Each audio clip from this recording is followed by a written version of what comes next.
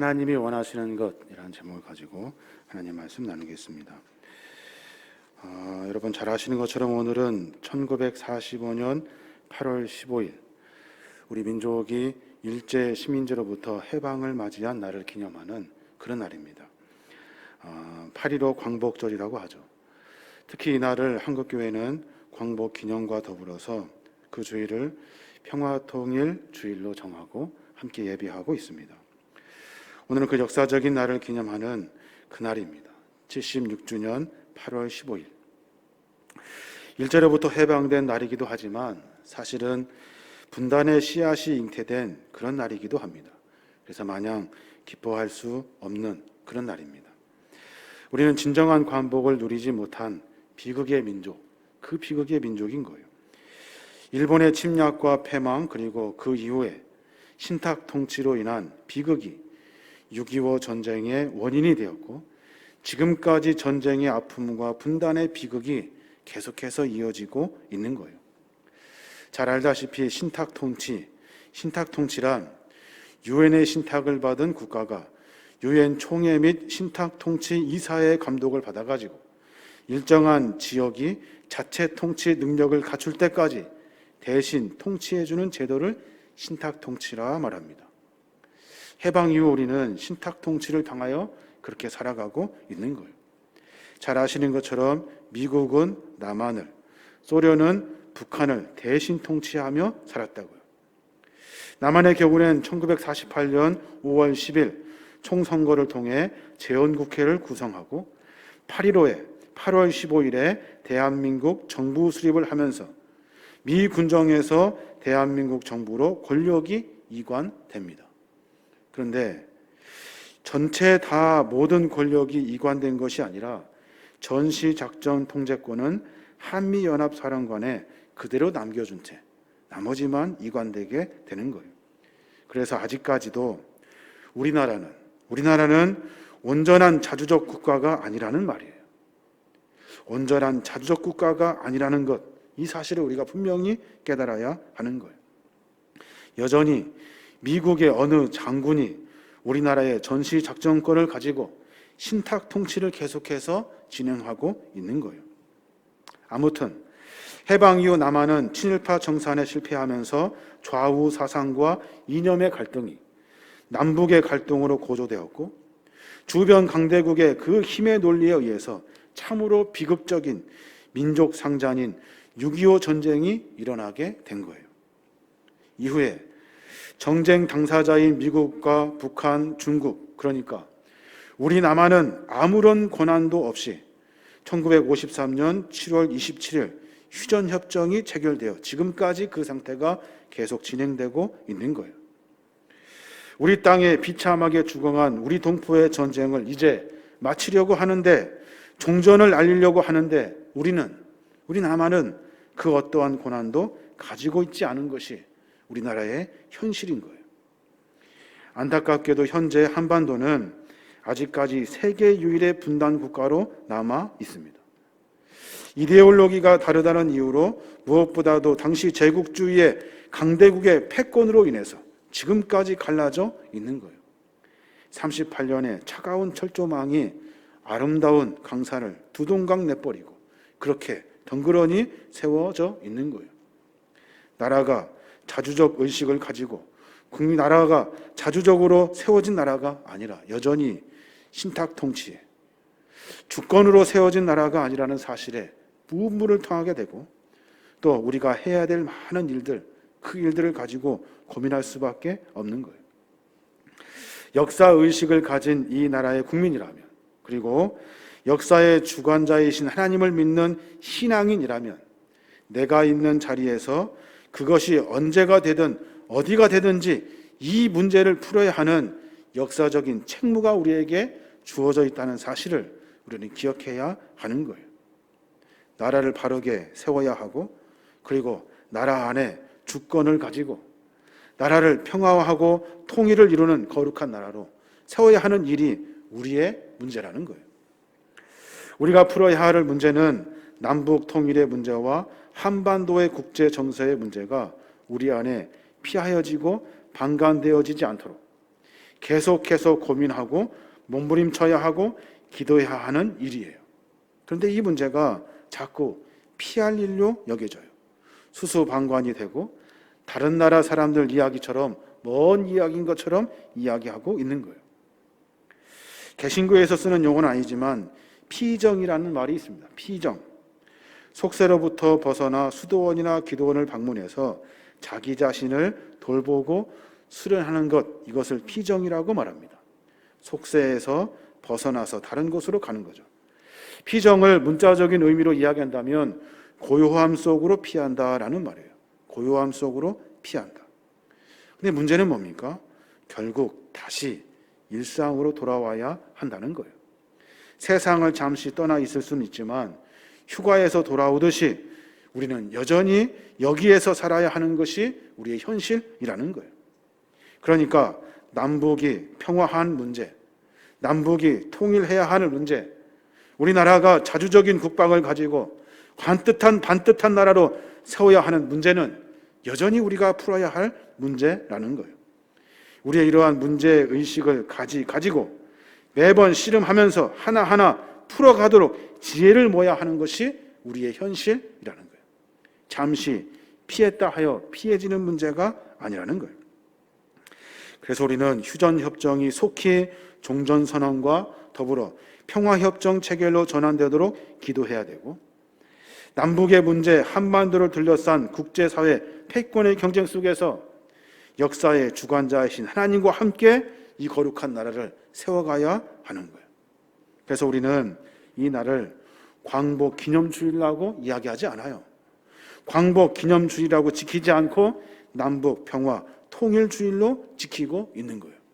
함께 기도원을 지어서 함께 기도하고 함께 통일을 꿈꾸며 이 나라의 자주적인 통일을 이루어내기 위해서 서로 협력하자는 의미가 그 안에 담겨 있는 거예요. 조금 더 구체적으로 어떻게 하면 이 어려운 문제를 풀어갈 수 있을까? 도대체 하나님은 우리 교회에, 우리 나라에 어떠한 사명을 주셔서 이 일을 하나님께서 하게 하시는 것일까? 하나님의 뜻은 도대체 어디에 있는 것일까? 이 어려운 문제를 고민하지 않을 수 없는 거예요. 성경을 보면 하나님을 크게 두 가지 이미지로 고백할 수 있어요.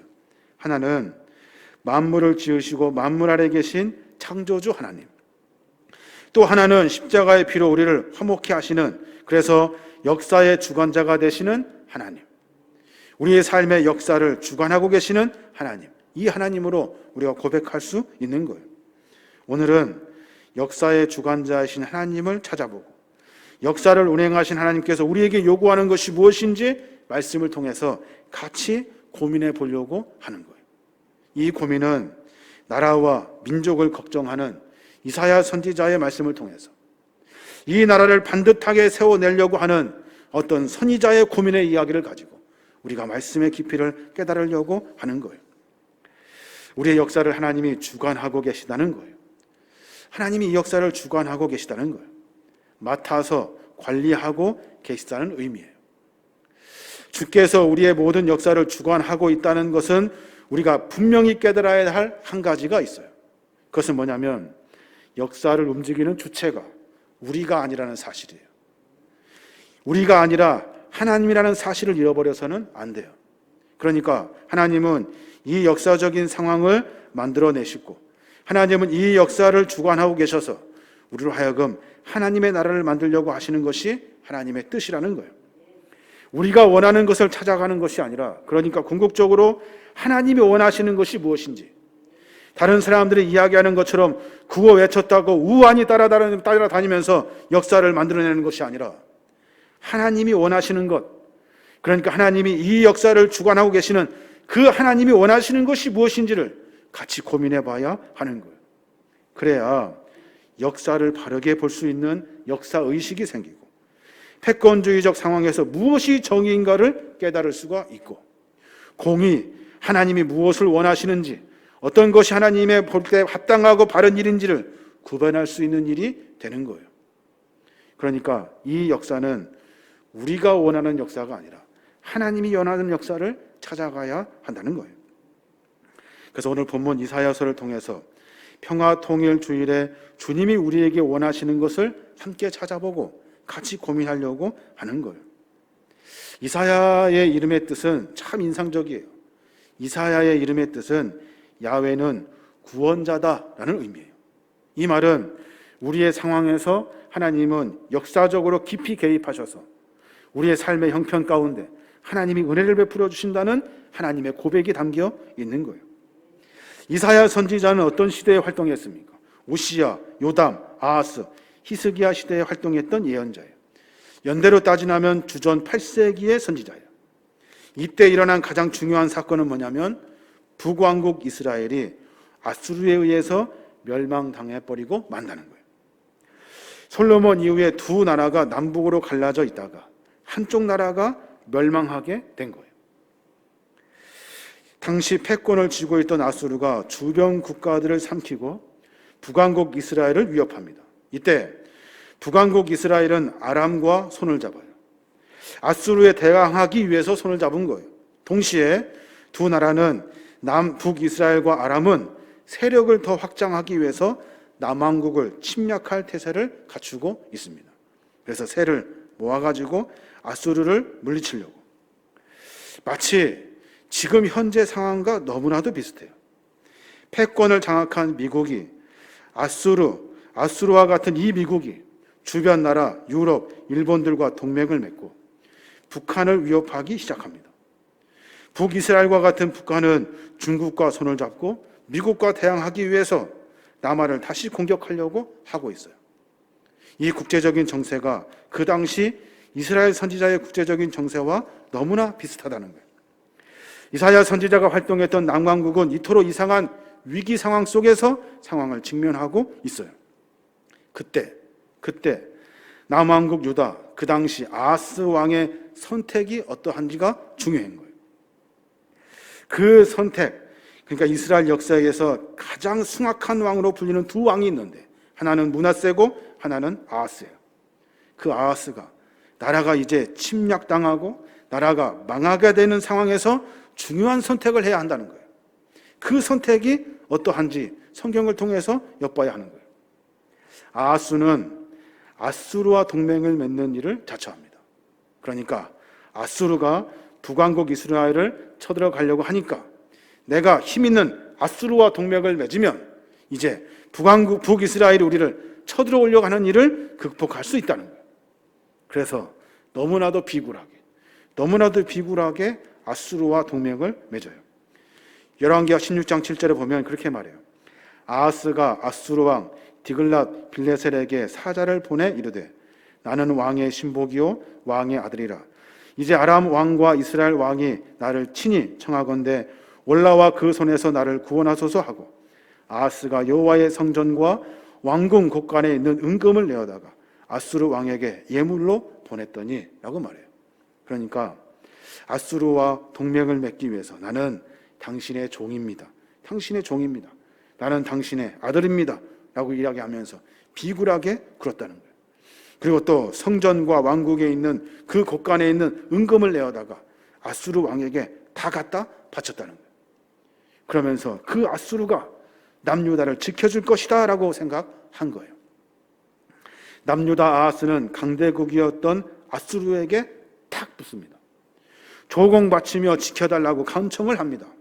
그 광경을 보고 예언자 이사야는 아하스 왕을 향해 분노를 표출합니다.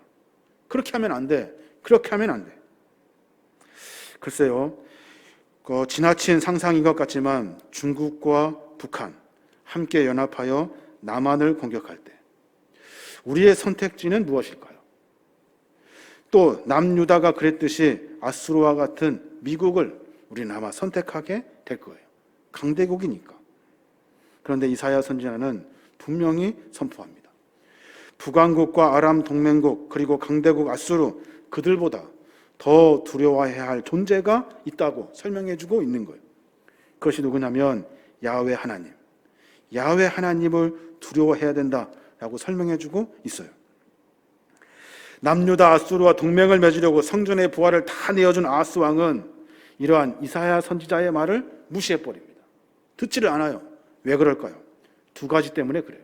하나는 현실적으로 이 상황을 극복할 수 있는 방법은 힘의 원리에 의해서 아수르를 선택하는 것이 맞다고 생각한 거예요. 그래도 그럴 거예요. 힘 있는 나라와 같이 연대하는 것이 중요하죠. 또 하나는 우리는 하나님을 섬기고 있다는 거예요. 우리는 하나님께 예배하고 있다는 거예요. 우리는 충분히 하나님의 신앙을 가지고 있다는 거예요. 그러니까 이사야 선지자가 말했던 야훼 하나님께로 돌아오라는 말은 이미 우리가 하고 있다고 얘기하고 설명하고 있는 거예요. 이 두 가지 생각이 남유다 왕, 그 남유다 땅을 패망의 길로 만들어가게 되는 거예요. 이 상황에서 하나님은 남유다 왕국을 멸망시키려고 작정을 하십니다. 이사야 10장 22절에 보면 이스라엘여 내 백성이 바다의 모래 같을지라도 남은 자만 돌아오리니 너희는 넘치는 공의로 파멸이 작정되었습니다. 이미 작정된 파멸을 주 만군의 여호와께서 온 세계 중에 끝까지 행하시리라 라고 선포하고 계시는 거예요. 생각해 보십시오. 현실적으로 생각할 때 힘의 원리에 의해서 강대국을 선택하는 것이 맞죠. 우리는 이미 신앙생활을 하고 있어요. 믿음 생활을 하고 있어요. 하나님을 섬기고 있다고요. 그런데 우리에게 또다시 하나님께 돌아가라고 말하는 것이 이해할 수가 없어요. 그 상황에서 하나님께서는 이스라엘 백성들의 문제를 지적하고 계셔요. 하나는 너희들이 하나님이 아니라 강대국을 섬기고 있다는 사실, 또 하나는 너희가 예배하는 그 예배가 틀렸다라고 이야기하고 있는 거예요. 이사야 선지자 첫 줄에서 말하고 있는 소돔과 광야들에 대한 이야기, 그 이야기에서 분명하게 드러내고 있어요. 너희들이 절기를 지키고 있다, 예배도 하고 있다, 기도도 열심히 참석했지만 일상 속에서 빛과 소금으로 살지 않는 안일한 신앙생활을 하고 있다고 분명하게 짚고 있는 거예요. 10절부터는 그 이야기를 하고 있어요. 너희 소돔의 간원들아 여호와의 말씀을 들을지어다. 너희의 무수한 재물이 내게 무엇이 유익하뇨? 나는 수송아지나 어린 양이나 수염소의 피를 기뻐하지 아니하노라. 너희가 내 앞에 보이러 오니 내 마당만 밟을 뿐이라. 헛된 재물을 다시 가져오지 말라. 성애와 아울러 악을 행할 것을 내가 견디지 못하겠노라. 너희가 손을 펼 때에 내가 내 눈을 너희에게서 가리고 너희가 많이 기도할지라도 내가 듣지 아니하리니 이는 너희의 손에 피가 가득함이라. 하나님이 남유다 이스라엘 백성들에게 선포하고 계시는 말씀이에요. 예배도 드렸다고 생각하고 그리고 신앙적으로 삶의 모습을 우리가 잘하고 있다고 생각하는 너희들에게 성애와 아울러 악을 행하는 너희들 내가 이제 견딜 수 없다라고 말씀하고 계시는 거예요.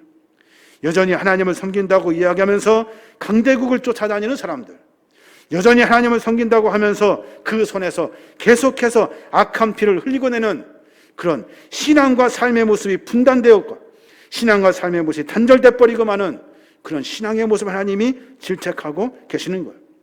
나라가 넘어가는 이 엄중한 상황에서 하나님은 무엇을 말씀하고 계시냐면 모여서 예배하라가 아니라 모여서 기도하라가 아니라 너희의 삶의 모습을 점검하라고 이야기하고 있는 거예요. 하나님의 백성다운 삶을 살지 않는 안일한 신앙생활을 가리키면서 너희들 그렇게 살면 나라가 망한다라고 선포하고 계시는 거예요. 나라가 전쟁의 위험에 있어서 예배 100번 드리면 뭐합니까? 재물을 가져다가 연기만 피우면 뭐합니까? 기도하며 소리만 지르면 뭐예요? 너희의 삶이 문제라고 이야기하고 있는 거예요. 여전히 삶은 현실적으로 강대국을 쫓아 살아가고 있으면서 여전히 현실적으로 하나님이 아니라 다른 것을 쫓아 살면서 여전히 현실적으로 예배를 100번 드리면서 삶은 여전히 엉망진창인 삶을 살고 있는 너희들을 향해서 하나님이 질책하고 계시는 거예요. 하나님이 역사의 주관자라는 사실을 알고 하나님이 역사를 주관하고 계시다는 사실을 안다면 우리는 예배와 삶이 분명히 같아야 하는 거예요. 하나님은 예배를 받기를 기뻐하시는 분임에 분명하여 그러나 전제가 있어요. 하나님이 원하시는 삶을 살 때 그때 하나님은 삶의 예배를 받아주시는 거예요. 너희들의 삶과 분리된 예배를 하나님은 원치 않고 있다는 거예요. 예배 드리면 뭐합니까? 역사의 주관자신 하나님이십니다라고 고백하면 뭐합니까? 다른 나라 왕 섬기면서 강대국에 빌붙어 살고 있는, 그래서 삶은 여전히 연약한 자를 섬기라고 말씀하신 하나님의 말씀을 듣지 아니하고 가난한 자를 구제하라고 말씀하신 하나님의 선한 뜻을 쫓지 아니하고 여전히 삶 가운데 자기가 하고 싶은 대로 원하는 대로 삶을 살아내는 것이, 그것이 무슨 신앙인이라고, 그것이 무슨 믿음이냐고 선포하고 계시는 거예요. 공의를 펼치지 않으면, 너희들이 좋아하는 것만 찾아다니면 하나님의 구원을 만날 수 없다고 선포하고 계시는 거예요. 남북 통일의 문제를 가지고 고민하면서 힘을 쫓을 것인가, 아니면 어떤 방법을 찾을 것인가? 하나님은 윤리적 요구를 이행하는 자만이 하나님의 거룩한 산에 오를 수 있다고 선포하고 계셔요.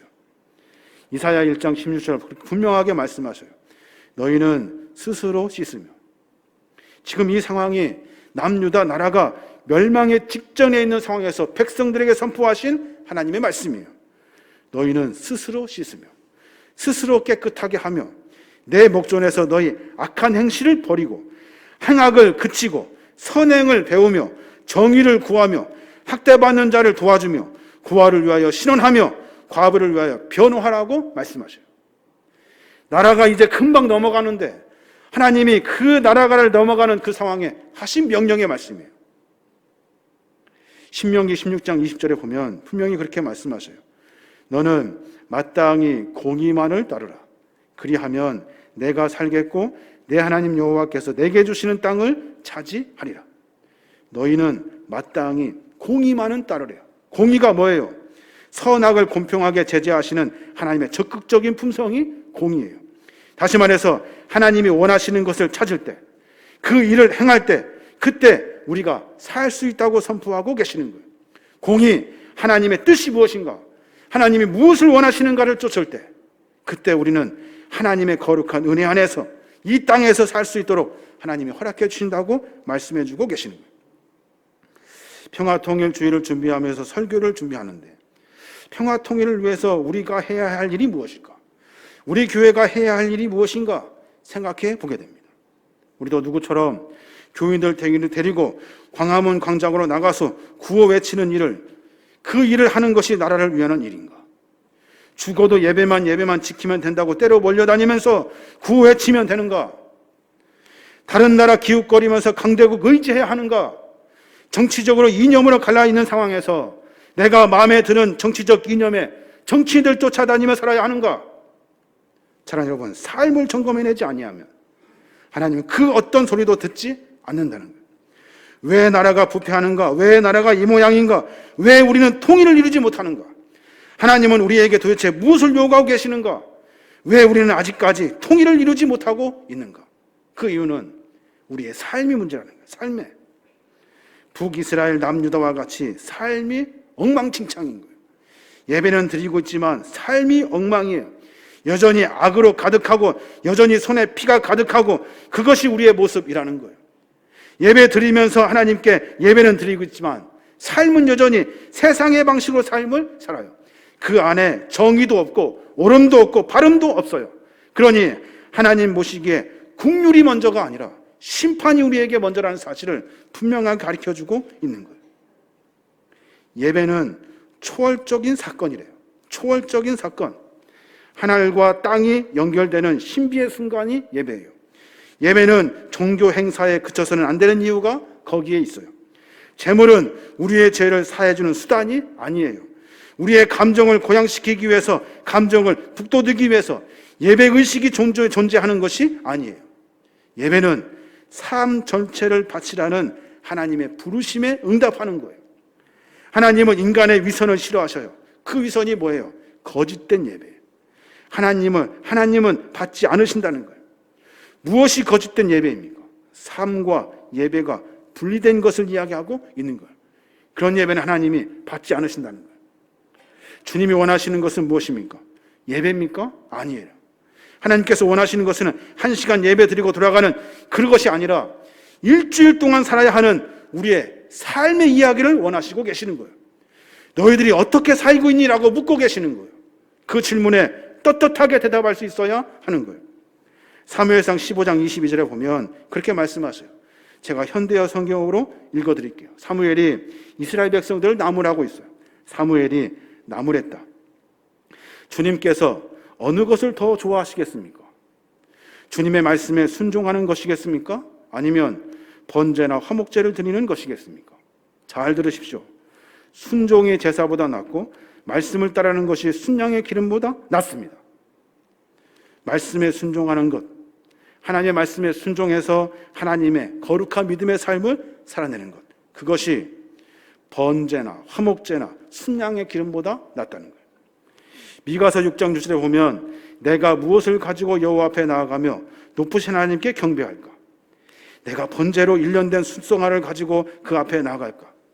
여호와께서 천천의 순양이나 만만의 강물 같은 기름을 기뻐하실까? 내 허물을 위하여 내 맏아들을 내 영혼의 죄로 말미암아 내 몸의 열매를 드릴까? 아니라는 거예요.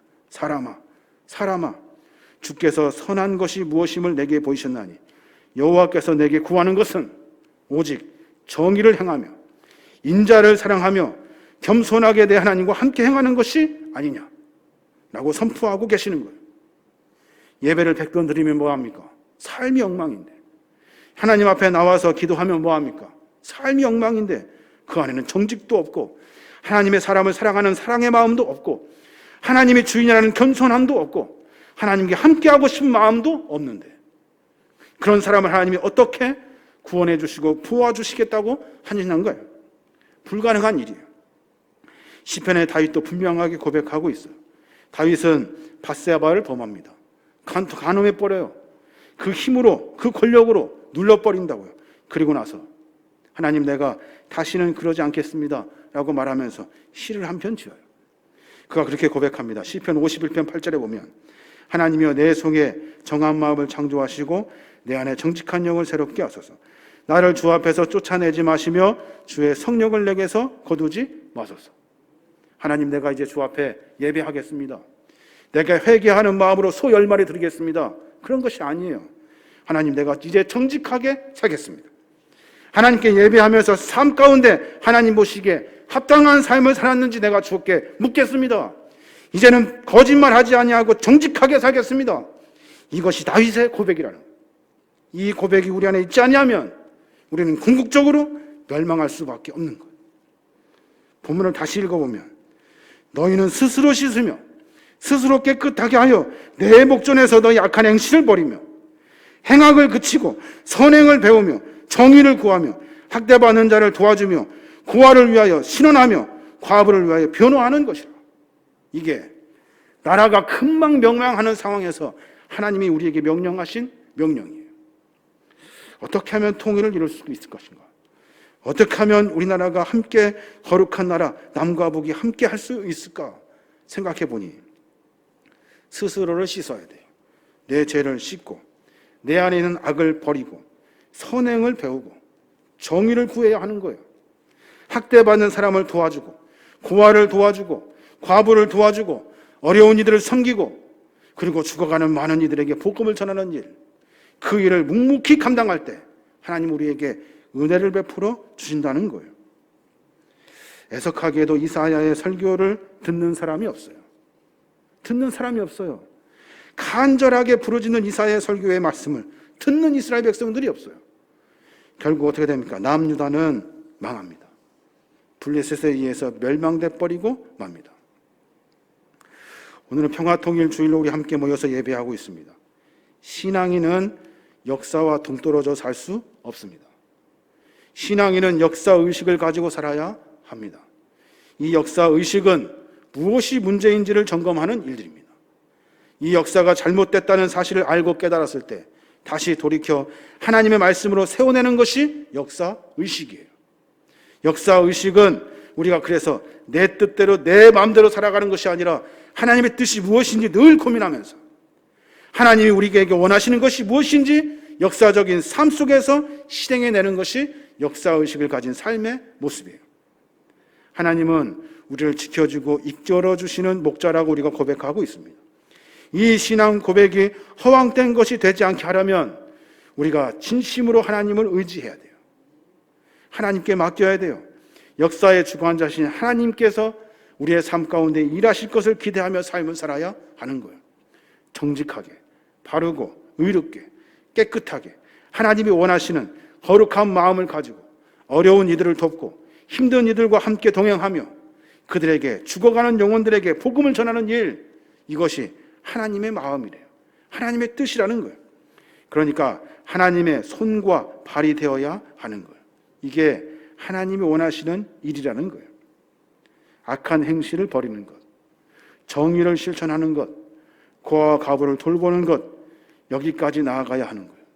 그때 하나님은 우리에게 은혜를 베풀어 주셔서 우리나라를 살 수 있도록 해 주신다는 거예요. 사랑하는 우리는 연약해서 자꾸만 넘어집니다. 무엇이 연약하고 무엇이 넘어질까요? 내 마음대로 생각하는 것. 이 생각이 우리를 넘어지게 하는 거예요. 내 생각이 아니라 하나님의 뜻이 무엇인지 물어야 하는 거예요. 이것은 막연한 이야기가 아니에요. 막연한 이야기가 아니에요. 각자 여러분의 삶 가운데 하나님 분명히 수도 없이 말씀하셔요. 그 말씀을 듣고 실천하기가 그렇게 어려워요. 내 고집 때문에, 내 생각 때문에. 남유다 사람들 자기 마음대로 생각합니다. 현실적으로 강대국을 만나야 한대요. 우리는 신앙생활 잘하고 있대요. 상관하지 말아요. 하나님의 말씀을 듣고 삶을 고쳐낼 수 있는 용기가 필요한 거예요. 저 여러분이 이제 1시간 예배 드리고 이제 한 주간의 삶을 주 앞에 올려드리면서 삶을 살아내게 될 텐데 이 삶이 어떠해야 하는지 생각해 봐야 하는 거예요. 하나님의 공의를 쫓아 하나님의 뜻을 쫓아 삶을 살아내어야 하는 거예요. 그래야 우리는 하나님의 은혜를 만날 수 있게 되는 거예요. 저와 여러분이 부족하지만 저와 여러분이 자꾸만 넘어지지만 그리스도인으로 삶을 살아내시는 저와 여러분이 되시길 주님의 이름으로 축원합니다.